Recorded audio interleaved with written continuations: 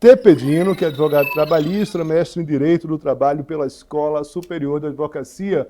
Solon, muito obrigado aqui pela presença com a gente. Começo perguntando o seguinte: o deputado falou que o governo poderia fazer essa mudança por decreto, né? Ele não detalha ali, mas por vias infraconstitucionais, efetivamente. Primeira pergunta, então, é essa: do ponto de vista técnico-jurídico, uh, essa mudança ela tem que vir de fato por uma PEC para uma alteração na própria Constituição. Muito obrigado pela presença mais uma vez, Solon. Bem, Léo, primeiramente agradecer a vocês pelo convite e tentar debater essa questão, principalmente no aspecto técnico, não tão político, né? A gente sabe que tem muita coisa envolvida, principalmente de natureza política dessa decisão, mas enfim, eu acho importante que a gente debata isso de uma forma técnica e a gente só vai conseguir, né, vislumbrar o caminho disso na prática. Eu acho que tem que ser através de PEC, tendo em vista a mudança na Constituição. Acho que a gente tem que tomar muito cuidado, é evidente, o deputado falou em algumas situações que nós realmente precisamos ter cuidado, principalmente com relação ao empregador, com as novas despesas, com isso aí, você ter menos um dia de trabalho representa quase 30%, 40%, né, do labor durante a semana. Então, realmente, é um aspecto a ser pensado em relação à economia do país.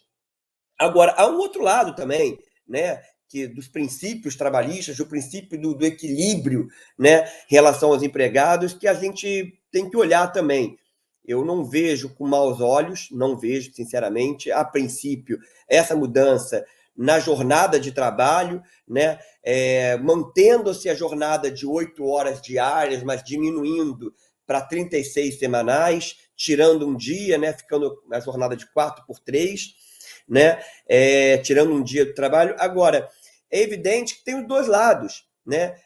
Tem o lado do empregador que está olhando a situação com preocupação natural, porque você ter essa jornada diminuída, ela preocupa no aspecto econômico, mas naturalmente os empregados também olham com bons olhos, olham com os olhos de equilíbrio na justiça, olham com uma proposta de você ter uma maior, vislumbra uma maior equidade na relação de trabalho entre empregador e empregado.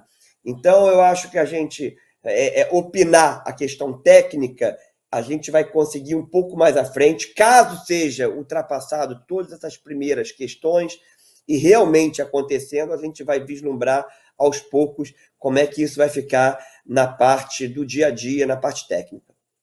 Muito bem. A pergunta que eu te faço, Solon, você como especialista no tema, é o seguinte: o trabalhador brasileiro trabalha muito porque a gente vê outros países que têm uma certa distensão em relação a esse tema. É claro que, mais uma vez, tem uma série de considerações a fazer. A gente evoluiu muito em relação à justiça trabalhista, se a gente pensar no sentido do que era o trabalho no passado, em séculos passados, por exemplo. Mas, pela tua experiência, a partir de um direito comparado, brasileiros trabalham muito? A hora, tem horas excessivas de trabalho? Eu acredito. Eu acredito que a gente tenha uma jornada extenuante e não é só isso. A gente ultrapassa. Os nossos empregados, na sua grande maioria, exercem atividades que necessitam ultrapassar a jornada diária, a jornada semanal. Eu vejo que no nosso país a gente ainda tem trabalho análogo à escravidão.